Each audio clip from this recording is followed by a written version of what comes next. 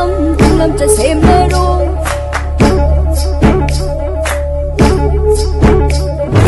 dài phần nông đâm khôn mai tôi đã lấy đưa nô mày nào ai có nó sâm thương lâm cho xem mơ đôi